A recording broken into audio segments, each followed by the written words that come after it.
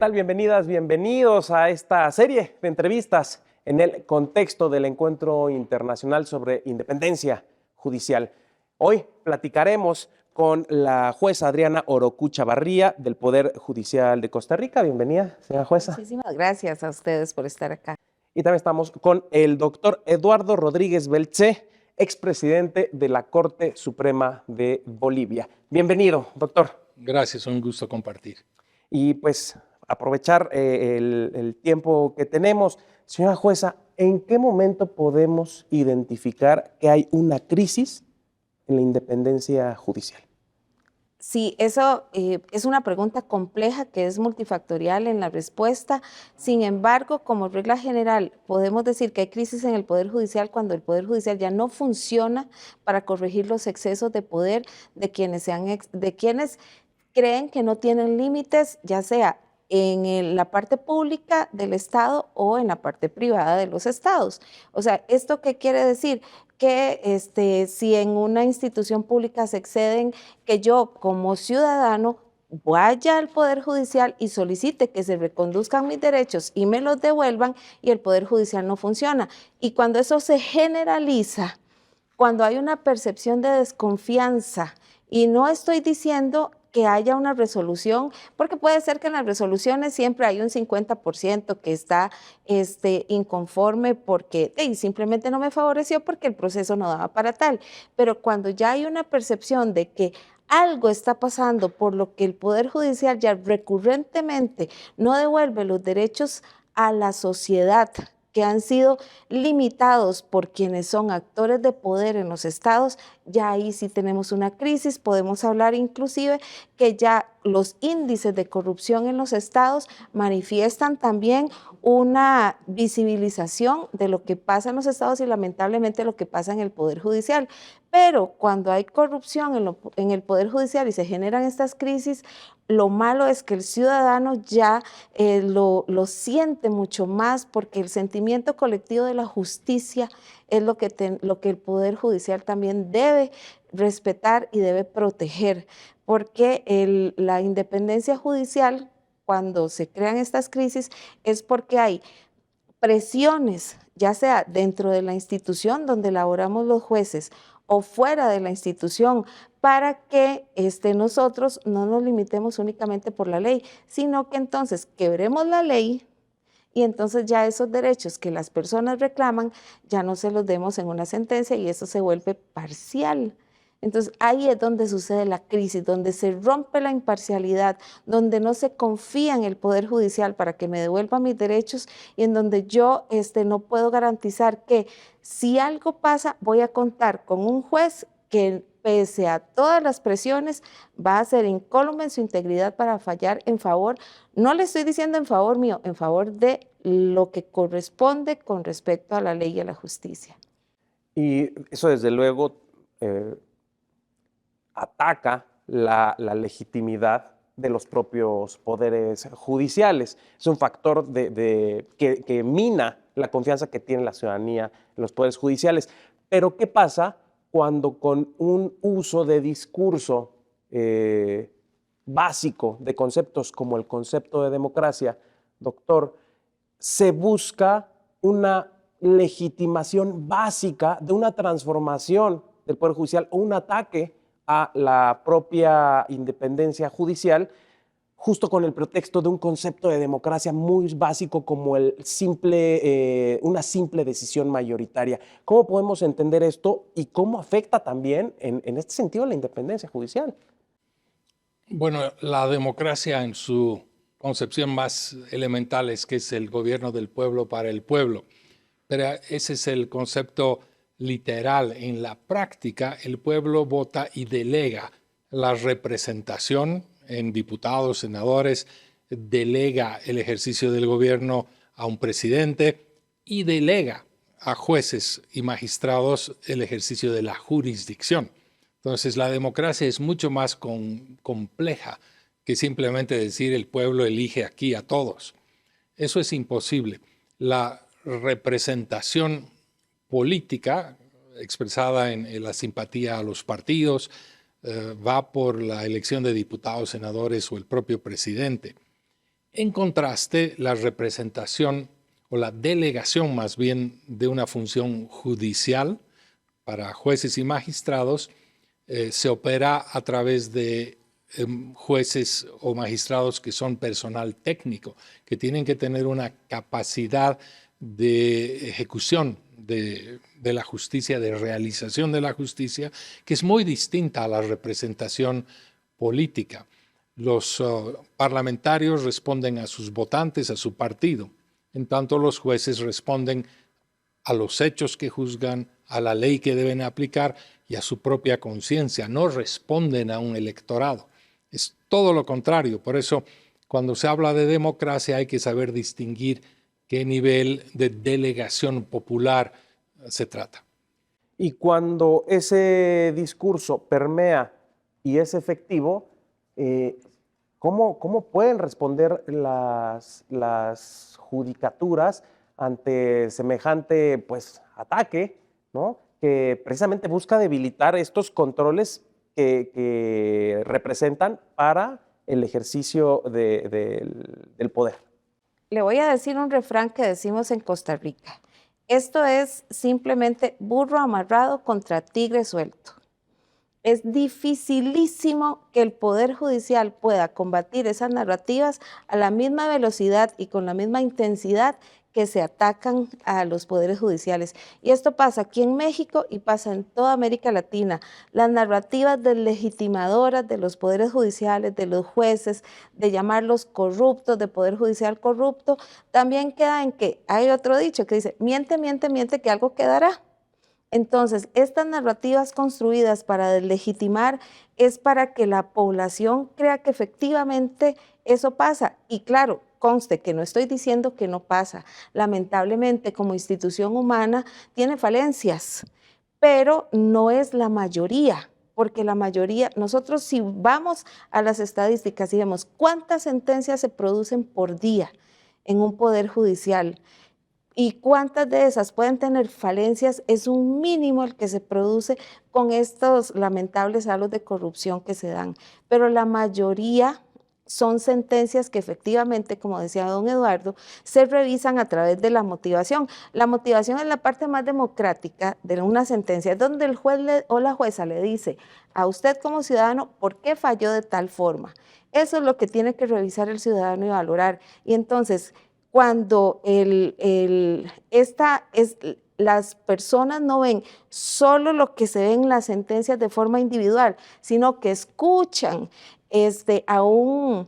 lamentablemente a un populista, hay que llamarlo de esa forma, a una persona populista política que quiere que no se le controlen los excesos, que quiere estar a la libre para hacer lo que quiera en un Estado. Entonces, ¿qué es lo que hace? Deslegitima al Poder Judicial y entonces tiene el caldo de cultivo perfecto para entrar con una demagogia, con una falacia de apropiarse de un término como un término tan rico para las sociedades que es democracia, vaciarlo del contenido esencial de lo que significa efectivamente, apropiárselo y decir vamos a aplicar democracia porque a los jueces y los jueces, en este caso como la reforma de México, hay que elegirlos popularmente. Hay decisiones que son, yo ahora mencionaba a un autor italiano, Ferrajoli, como él llama, que son partes indecidibles en un Estado. Y la generación de la legitimidad a través del voto popular es una parte que no puede decidir las mayorías, ni siquiera por unanimidad se puede decidir, porque el contar con un juez o jueza imparcial que sea independiente, eso es garantía del ciudadano que no puede limitarse por esa mayoría que dice tener para poder llevar a la Asamblea Legislativa esta reforma. Eso es una reforma que constitucionalmente no tiene cabida y eso es lo que tiene que estar claro, no solo los políticos que lo quieren aprobar, sino el pueblo que lo está apoyando para que sepa que esto al final lo que va a hacer es reducirle derechos, limitar esa garantía de independencia y los perjudicados va a ser el ciudadano de a pie por no contar ya si se da esta reforma con un juez imparcial, sino que obedece a otras estructuras que no son las idóneas. Entonces, aquí hay que poner mucho cuidado y que la ciudadanía efectivamente esté enterada de cuáles van a ser las consecuencias de esto, porque esto, revertirlo, va a ser más fácil que aprobarlo. Entonces, ciudadanos, eduquémonos con esto, no creamos todo lo que se oye y seamos críticos con respecto a todas las reformas en este momento, en este caso en México, que están pasando. ¿Me beneficia o me perjudica? ¿A quién? Pregúntense esto, ¿a quién le beneficia que el Poder Judicial no limite los excesos? ¿A quién le beneficia que los jueces se debiliten? ¿A quién le beneficia que los jueces sean puestos a decir jurisdicción, o sea, a decir juicios? ¿Y por quién? ¿Quiénes los van a poner a esos jueces después de la reforma? Esto es lo que debemos de pensar para decir, ¿me beneficia o me perjudica a mí como ciudadano o a quién le beneficia esta reforma? Doctor, ya lo comentaba la jueza, efectivamente está por decidir la Cámara de Diputados, va a votar un proyecto de dictamen con una iniciativa de reforma constitucional al Poder Judicial. Un punto central de esta reforma, ya referido, es el someter a votación popular los cargos de juez y magistrados. Un tema central en todo esto es qué países, es buscar a ver qué otros países han hecho esto. Son 3 las referencias: Estados Unidos, Suiza y la referencia central para nuestra región es Bolivia. Si nos pudiera compartir la experiencia de Bolivia a propósito de este tema, ¿cuáles han sido las principales dificultades? Se ha repetido muchísimo el caso boliviano y de hecho la referencia central, y eso hay que reconocerlo, es que es casi peyorativo referirse al caso de Bolivia con la elección popular de impartidores de justicia. Si nos pudiera platicar, pues a grandes rasgos, este contexto y cuáles fueron los principales problemas para su país. Sí, es indispensable referirse al contexto en el cual nace esta iniciativa. En Bolivia hubo una larga tradición, con notables excepciones, de que el poder político tomaba a su cargo la elección de jueces en gobiernos de facto o en democracias. Había un régimen muy laxo, si se quiere, de tener nombramientos apolíticos y que sean sostenibles con una carrera meritocrática. Seguramente eso inspiró a la corriente política que fue mayoría en una asamblea constituyente los años 2006-2007 y que finalmente produjeron una nueva constitución el año 2009 en la que se establece que es el pueblo el que elige a los magistrados de las altas cortes, previo proceso de preselección de candidatos por 2/3 en la Asamblea Legislativa. En un principio posiblemente el pueblo asumió con interés esa iniciativa, pero muy rápidamente y antes de la primera votación se desencantó. ¿Por qué? Porque ese periodo de preselección que estaba a cargo de la Asamblea Legislativa debía aprobar por 2/3 a esos candidatos. Y resulta que el partido oficialista que llevó esa moción tenía los 2/3. Entonces la gente identificó rápidamente que los candidatos a ser elegidos eran básicamente del partido o muy afines al partido, y eso llevó a la gente a tomar una decisión en las urnas. La gente votó cerca al 14% por votos en blanco, no votó, pero casi un 40% voto nulo se expresó, anulando la papeleta y convirtiendo el voto en nulo, de manera que posiblemente solamente una quinta parte de los votos, en Bolivia el voto es obligatorio, acabaron eligiendo a un número de magistrados que ninguno logró más del 10% del voto, pero fueron elegidos. Esto sucedió el año 2011, 2017, y el año pasado debíamos haber empezado la tercera experiencia, que está interrumpida por una crisis judicial de legitimidad del proceso. Para resumir, los ciudadanos bolivianos expresaron un criterio muy objetivo en las urnas de que no creían en el mecanismo de despolitizar sobre pretexto de que ahora le toca al pueblo elegir para que los tribunales respondan al pueblo. Eso resultó un sofisma. Y la gente votó mayoritariamente blanco o nulo.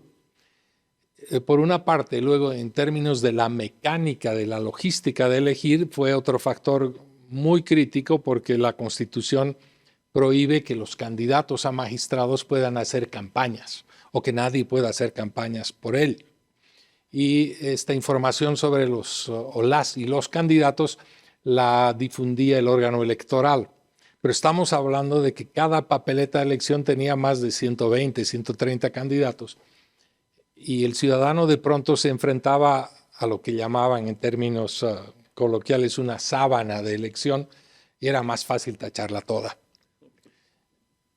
Pero en el fondo el problema está que esa elección de 26 magistrados y consejeros de la magistratura no resolvía una crisis estructural del sistema. El sistema no era perfecto y tenía que ver con otros temas de interés del Estado. Por ejemplo, la actualización de la legislación de los códigos eran obsoletos. Una cultura jurídica que hace a una educación muy debatible en términos de las facultades de leyes. El presupuesto siempre fue menor, el sistema de carrera, políticas judiciales, por ejemplo, política criminal, de pronto habían 30,000 presos, una cantidad que se triplicó en 20 años, de los cuales 70% son presos sin condena, preventivos.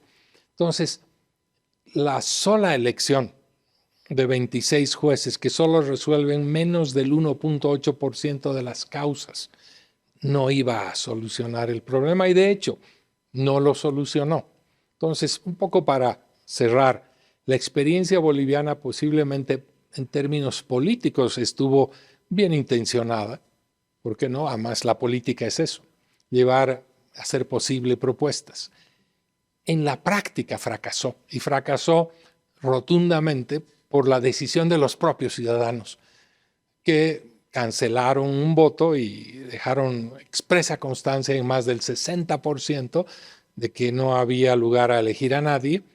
Y lo más triste es que el desempeño de esas cortes no fue valorado porque su desempeño reveló una inclinación a ciertos fallos que le interesaba al gobierno de turno.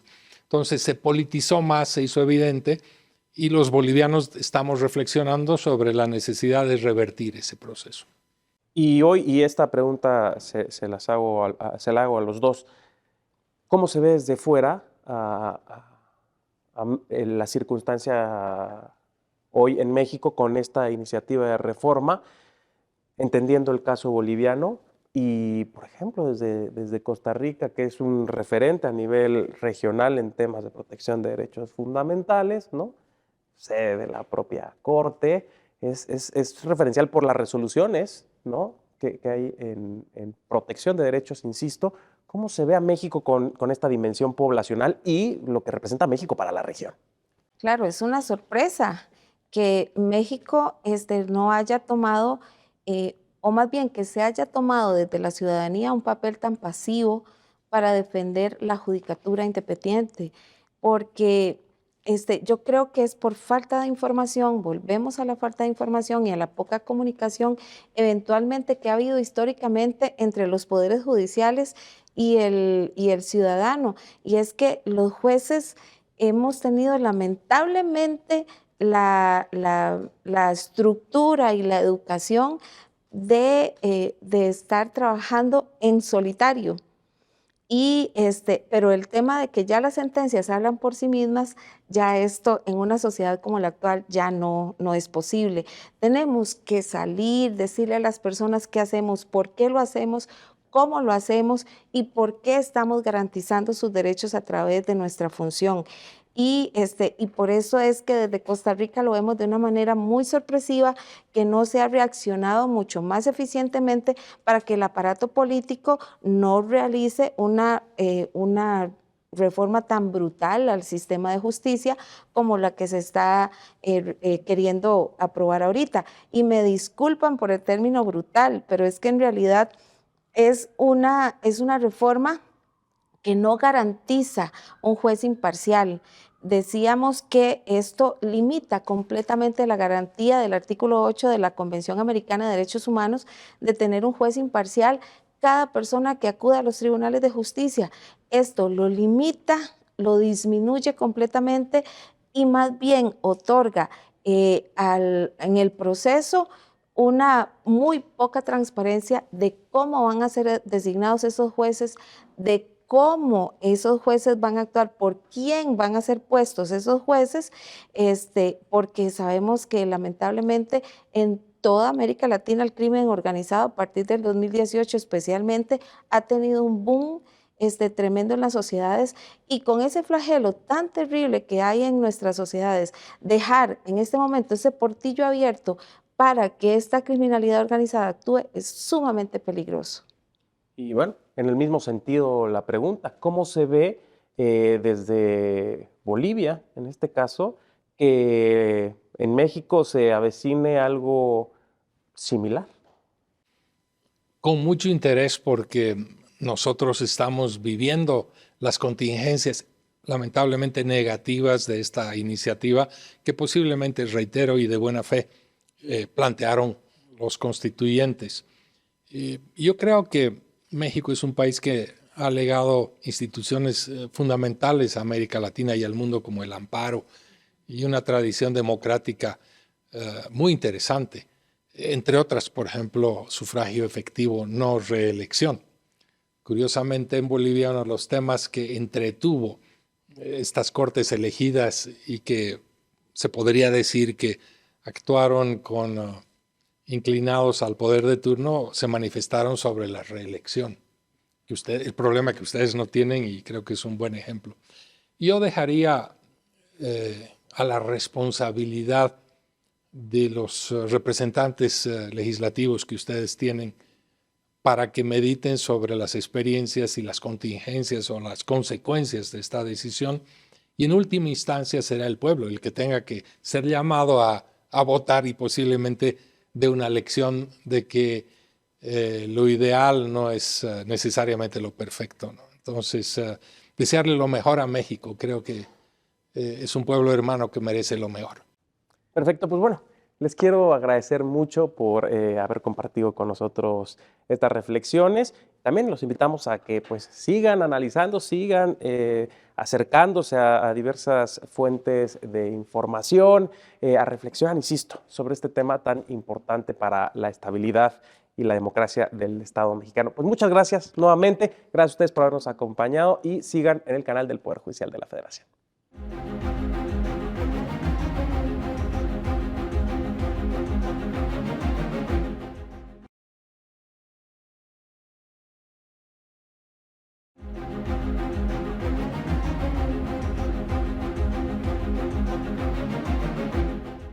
Bienvenidas y bienvenidos a estos programas especiales que se graban en el marco del Encuentro Internacional sobre Independencia Judicial, reflexiones desde la Judicatura que se organizan desde la Suprema Corte, la Oficina del Alto Comisionado de las Naciones Unidas y también el Instituto de Investigaciones Jurídicas. Y para hablar sobre la independencia judicial, hoy nos acompaña la doctora Laurence Pantin. Ella es directora ejecutiva de la Fundación para la Justicia. Bienvenida, doctora. Muchísimas gracias, Erika. Un gusto estar aquí.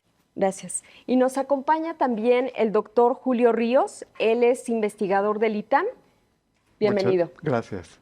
Y doctor, en la presentación que hicieron hace un momento en este encuentro, hablaban de la carrera judicial y hablaban también de la elección popular. Si les parece bien, comencemos con esta parte de la carrera judicial, planteando un poco ¿de qué hablamos cuando decimos carrera judicial? Sí, la carrera judicial es un proceso de reclutamiento, formación y profesionalización de las personas que se van a desempeñar en el Poder Judicial, ¿no? Y es un proceso que involucra una cantidad de tiempo considerable para la persona que va adquiriendo conocimientos y responsabilidades progresivamente, y también de la institución, que justamente busca a las personas que sean idóneas para desempeñar la función.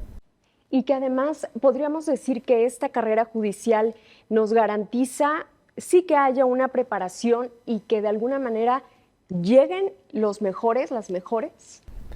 Sí, bueno, más bien que lleguen a los últimos puestos de la carrera los mejores, ¿no? Porque a los últimos espacios, que son jueces y magistrados, se accede por concurso de méritos.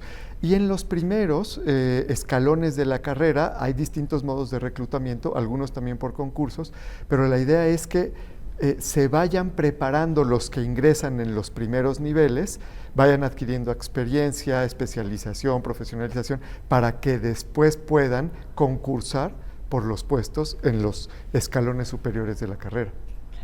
Y ahí me gustaría, doctora, que nos compartiera un poco, es muy importante el derecho comparado, ¿qué está sucediendo a nivel internacional? En la iniciativa que se presentó el pasado 5 de febrero, la iniciativa del presidente de la República, se habla de esta propuesta de elección popular para las juezas y los jueces. Sí, lo que hemos visto es que en realidad primero la elección popular para los jueces es una excepción en el mundo, no es que sea una regla muy utilizada en muchas partes. En ella hay pocos países que utilizan la elección popular.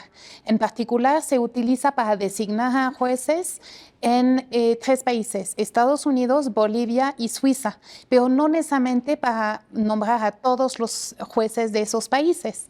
En Estados Unidos es para ciertos jueces a nivel estatal en algunos estados. En Suiza es para los jueces que se llaman jueces de paz, que en ellas son jueces que más que personas que realmente resuelven casos, muchas veces es más bien un papel de mediador, es lo que tienen en ciertos casos de baja cuantía o conflictos vecinales, ¿no?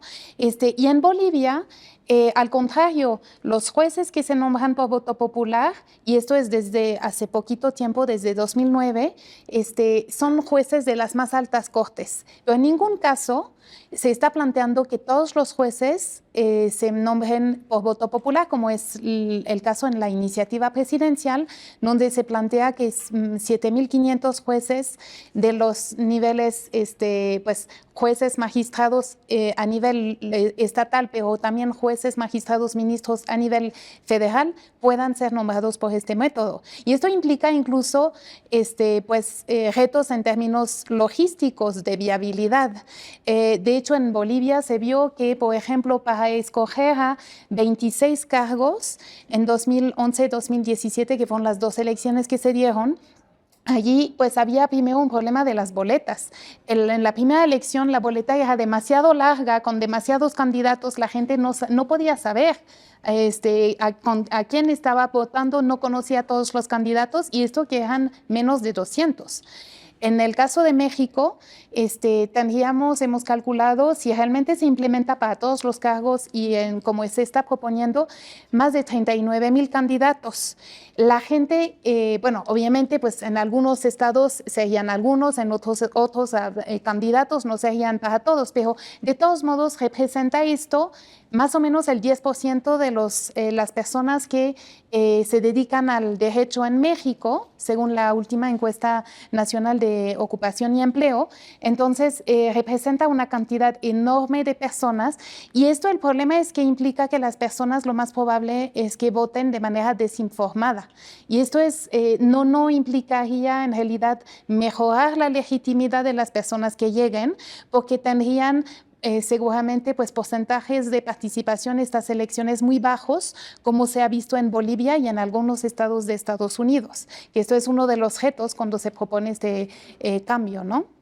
Y además planteaba usted, doctora, algo que es muy importante no perder de vista, que no hay una relación entre la elección popular y la legitimidad. Pues en realidad el tema es que la justificación para plantear un cambio de esta naturaleza es que se necesita mejorar la legitimidad de los jueces.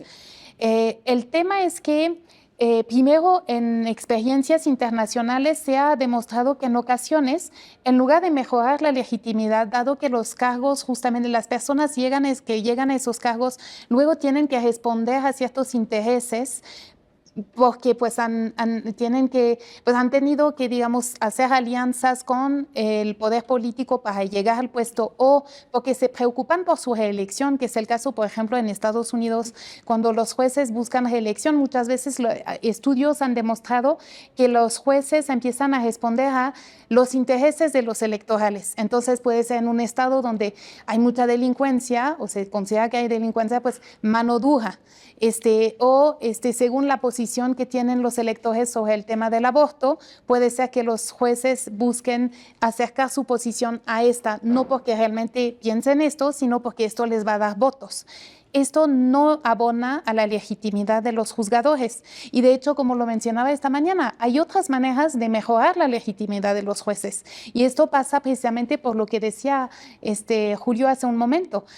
Procesos de elección, de designación de los juzgadores mediante procesos meritocráticos de evaluación de su conocimiento, esto puede abonar a su legitimidad. O que haya una mayor y mejor rendición de cuentas por parte del Poder Judicial, mayor transparencia, participación ciudadana, lo que se llama en términos más amplios, pues justicia abierta. Esto puede contribuir a la legitimidad del Poder Judicial, pero estas propuestas no están presentes en la iniciativa presidencial. Ok, vamos, doctor, al caso mexicano. Usted planteaba ya también una radiografía de cómo estamos en cuanto a números, es decir, cuántas personas integran el Poder Judicial de la Federación, cuánto de esas son oficiales, que es el eslabón más bajo donde inicia la carrera judicial. Sí, la carrera judicial en el Poder Judicial de la Federación en México incluye 5 cargos. El de oficial judicial, que es el cargo más bajo, el de actuario, el de secretario de tribunal o de juzgado, y el de juez y magistrado, ¿no? Esos 5 cargos. Hay, con cifras del propio Consejo de la Judicatura hasta el 31 de mayo de 2024, 17,000 miembros, personas que son parte de la carrera judicial. La gran mayoría está en la base de la pirámide, ¿no? Oficiales judiciales, y después van ascendiendo cada vez menos, ¿no? Precisamente por un proceso de preparación, de adquisición de conocimientos jurídicos y de experiencia de la labor jurisdiccional. Claro. Y me gustaría, ahorita que menciona las cifras y que menciona que la mayoría está en la base, creo que vale la pena destacar que no es una tarea sencilla el proyectar las sentencias, que finalmente van subiendo en esa carrera judicial porque es el aprendizaje que también van adquiriendo. Sí, de hecho los únicos que proyectan sentencias son los secretarios, o sea, no son ni oficiales ni actuarios, ¿no? Oficiales se convierten en actuarios, actuarios pueden ascender a secretarios de juzgado, de tribunal. Son los secretarios los cargos antes de juez y magistrado más importantes en la carrera, porque son precisamente los que evalúan los casos que llegan a los juzgados o tribunales y ofrecen un primer análisis al juez o magistrado y lo trabajan con él, ¿no? O con ella. Y ese proceso es muy importante para aprender, digamos, el arte de decidir los conflictos a la luz de la ley y de la Constitución. Por eso, cuando se abren concursos para juez y magistrado, pues unos de los que participan y que tienen posibilidades de llegar son los que vienen preparándose en la carrera judicial, desde oficiales, después actuarios y después secretarios. La reforma propuesta, como nos decía Laurence, que implica la elección por voto popular de jueces y magistrados, pues le corta la cabeza, por así decir, a la carrera judicial, o sea, la deja trunca en la parte superior y altera los incentivos de las personas que están en la base de la carrera, porque para llegar a los escalones superiores, pues ya no se requiere, pues, conocimientos, experiencia, capacidades y méritos, porque el criterio para llegar ahora va a ser la elección popular y no estos exámenes de competencias. Muy importante esto que plantea, porque se ha insistido en que no se termina con la carrera judicial, pero lo importante es que pues se cortan, ya lo decía usted, estos incentivos y estas expectativas de en algún momento llegar a concursar en los concursos exclusivos para jueces, para jueces.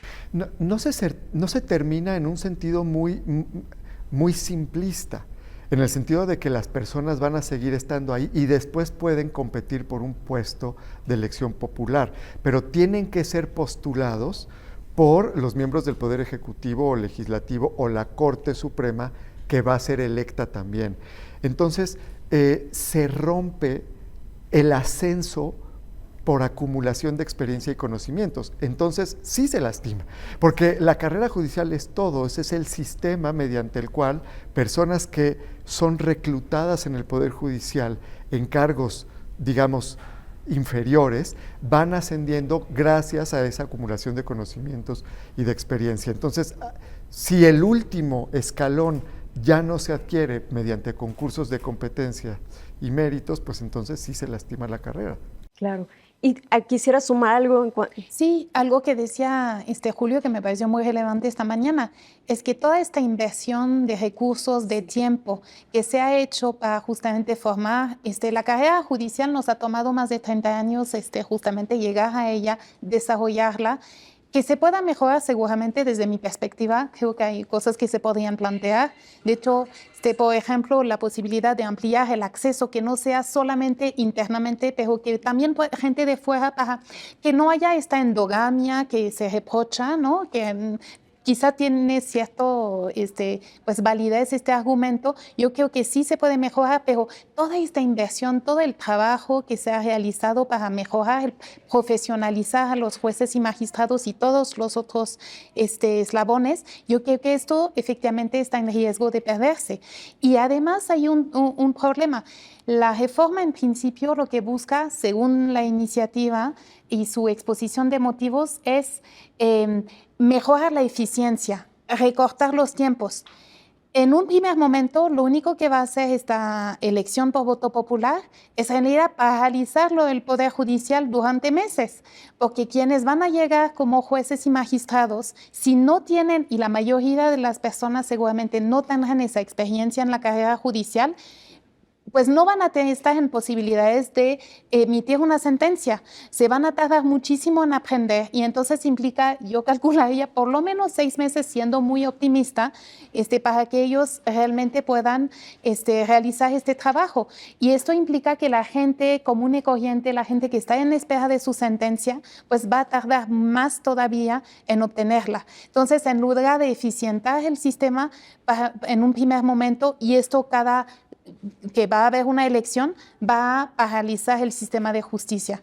Entonces tenemos que prepararnos para esto. Desafortunadamente creo que esto es parte de las malas noticias y de los riesgos de esta reforma, como está planteada.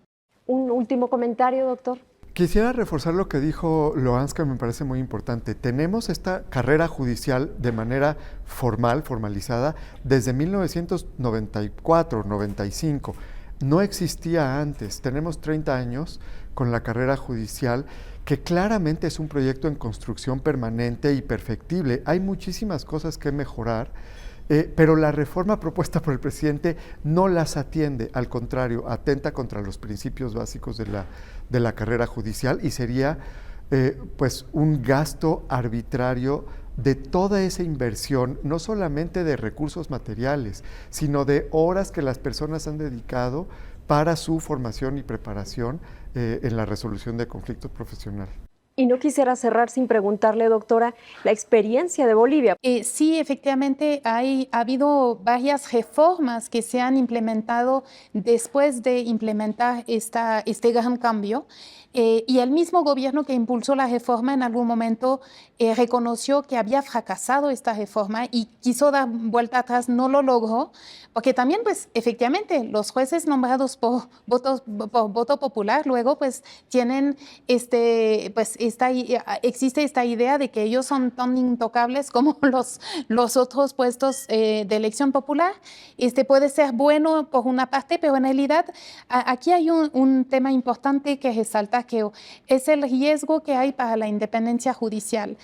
A partir del momento en que los jueces tienen que responder a incentivos políticos, pues el problema, lo que está en riesgo es la independencia judicial. Yo quiero recordar algo: la independencia judicial no es un privilegio de las personas juzgadoras, es un derecho que tenemos todas las personas que en algún momento podemos tener que ir ante un juzgado, un tribunal, de que el caso que tengamos ante este juzgado o tribunal va a ser resuelto con base en el derecho y los hechos del caso, y no con base en intereses políticos, económicos, mediáticos o de cualquier otra índole. Y esto es lo que está en juego con esta reforma. Lo que necesitamos defender es esta independencia judicial.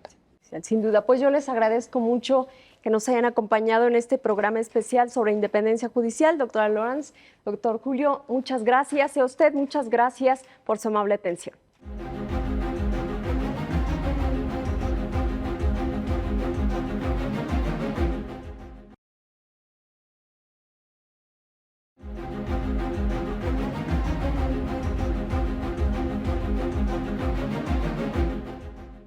Bienvenidas y bienvenidos a estos programas especiales que grabamos en el marco del Encuentro Internacional sobre Independencia Judicial, Reflexiones desde la Judicatura. Y para hablar sobre la independencia judicial, hoy nos acompaña el doctor Jesús Orozco Enríquez. Doctor, qué gusto que nos acompañe, bienvenido. Un honor estar contigo. Muchas gracias. Doctor, en la presentación que tuvo hace un momento sobre independencia judicial y democracia, hablaba de la obligación que tiene el Estado mexicano como parte de la Organización de los Estados Americanos, de respetar la democracia, de promoverla y también de la independencia judicial. Sí, en efecto. De acuerdo con la Convención Americana sobre Derechos Humanos, la Carta Democrática Interamericana y todos los instrumentos internacionales que conforman el Corpus Juris Interamericano, así como los estándares establecidos tanto por la Corte Interamericana de Derechos Humanos como la Comisión Interamericana de Derechos Humanos, establecen claramente la obligación de los Estados de América de garantizar y promover el respeto de los derechos humanos, incluido el derecho de acceso a la justicia y la independencia judicial, como elementos esenciales de la democracia representativa. Y una de las piezas claves para garantizar esa democracia, ese Estado de Derecho, tiene que ver con la independencia judicial, como una garantía de acceso a la justicia. Sí, la Comisión Interamericana y la propia Corte Interamericana han establecido precisamente que la independencia judicial es una condición indispensable para garantizar los derechos humanos en general, pero en particular el acceso efectivo a la justicia, que es un derecho de todas las personas de América. En la presentación hacía un planteamiento sobre la compatibilidad de la elección popular con los estándares interamericanos. ¿Es compatible? Bueno, a ver, de acuerdo con esos estándares interamericanos previstos en los instrumentos interamericanos y la manera en que lo han interpretado la Comisión y la Corte, no podríamos considerar que la elección popular no es necesariamente incompatible con los estándares internacionales de derechos humanos. Sin embargo, sí cabe señalar que tal y como está prevista la propuesta de reforma judicial que presentada por el presidente de México en el 5 de febrero del año en curso, es claro que sí atentaría con los principios de independencia judicial y de acceso efectivo a la justicia, en la medida en que la selección de las y los operadores de justicia, no se garantizaría que se respetara el mérito y la capacitación profesional. Y este es uno de los puntos que planteaba como riesgo respecto al peligro en el que se pone la independencia judicial. Enumeraba otros.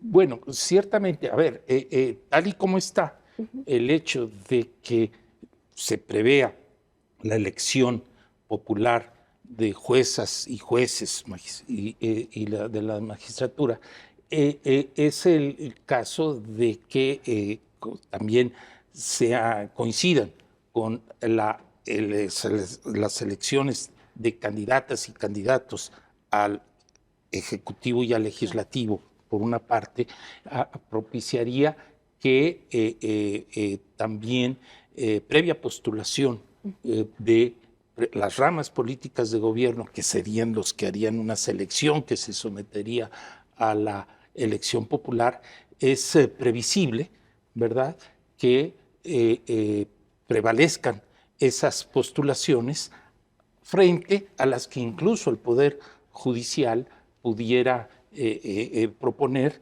máxime en un contexto en el que hemos enfrentado de constantes cuestionamientos y alegatos de supuesta corrupción o de parcialidad que se les imputa al Poder Judicial. De ahí, pues, que haya esta tendencia que prevalezcan los intereses político-partidistas. Así se pretende excluir, que no a los partidos políticos en el procedimiento de elección, pero es una ingenuidad como el derecho comparado, las experiencias comparadas en los escasos casos en que esto ha tenido lugar, se evidencia, es pues que habría más riesgo de que prevalezcan intereses político-partidistas en la elección y en lugar de la selección y el mérito, que es uno de los estándares interamericanos previstos para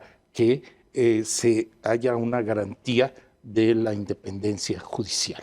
Qué importante esto que plantea, doctor, porque habla como parte de los argumentos que se han planteado en la iniciativa de reforma del presidente de la República. Se ha dicho que busca terminar con la parcialidad con la que deciden los jueces. Y ahorita usted nos dice, no es así, al contrario. Sí, y yo creo que hay, no solo desde el momento de la elección, sino también otra cuestión prevista en la iniciativa de reforma son periodos muy cortos para el encargo de jueces y de las personas integrantes de las magistraturas, y que son 6 años, y que coinciden con las elecciones presidenciales y legislativas. De ahí, pues, que este plazo tan breve también para que puedan continuar en el cargo, se requiere una reelección. Y esto atenta contra otro de los principios de la independencia judicial, que, de acuerdo con los estándares interamericanos, desde el caso Reverón Trujillo contra Venezuela, establecen garantías reforzadas para la estabilidad de quienes integran la judicatura, por la relevancia que tiene la independencia judicial para el acceso efectivo a la justicia. Y ahí, pues, que en lugar de que tenga lugar esta estabilidad y que pues, no sean removidas de acuerdo con ese precedente que mencionaba de su encargo, si no es por la edad de jubilación o, en su caso, obviamente la renuncia, o que en el supuesto de que haya una medida disciplinaria, esta esté debidamente justificada. O sea, esas garantías reforzadas exigen que no haya una conclusión anticipada, si no es de manera arbitraria o solamente que sea por una causa justa. Claro. Y que el hecho de que se prevea que en determinado momento tengan que someterse a una elección, puede poner en riesgo precisamente esa independencia judicial. Pero además, ¿qué puede ocurrir en los hechos? O sea, es previsible que quienes ya ejerzan la judicatura y pretendan continuar en el encargo puedan tener más interés, es humano, en sostener posiciones que agraden a los electores, a las personas votantes, que incluso a los factores reales de poder, pensemos medios de comunicación, a quienes les patrocinen su candidatura, o incluso el crimen organizado, ¿verdad? Por el riesgo o temor que tengan porque alguien que pretenda a impartir justicia e imponer sanciones a quienes hayan cometido algún delito y formen parte del crimen organizado, pues va a ser inhibitorio, porque después tendrán que someterse a un periodo de campaña en donde el crimen organizado puede intervenir. Entonces, por prever la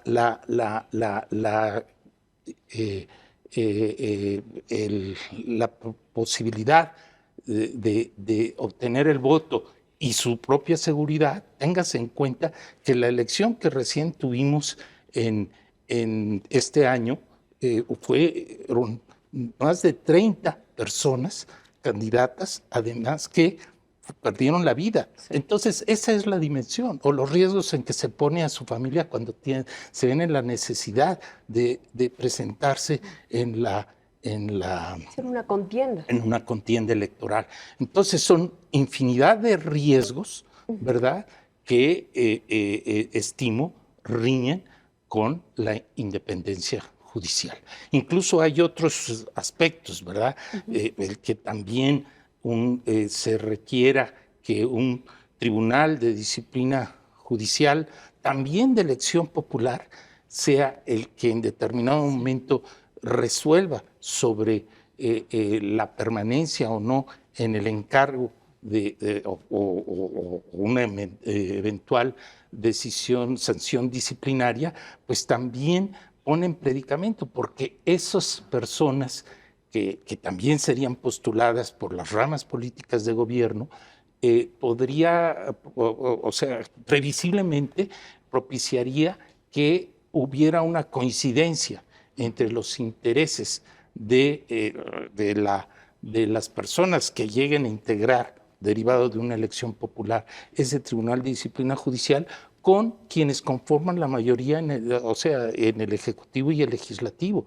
Entonces, habría el riesgo de que hubiera una captura del Poder Judicial a través de estos mecanismos, porque cuando alguien desempeñe y ejerza la protección de derechos frente a las ramas políticas de gobierno, pues va a propiciar que se cierre la pinza y se le aplique una eventual sanción disciplinaria por no haber asumido los intereses de esa eventual mayoría. Claro. Entonces son riesgos. Y decía también, y con esto concluyo, perdón, lo extendido de mi intervención, pero sí hay que tener en cuenta que las causales que están previstas en la Constitución, por ejemplo, el que se incurra o no se ajusten las decisiones de las personas juzgadoras al principio de excelencia.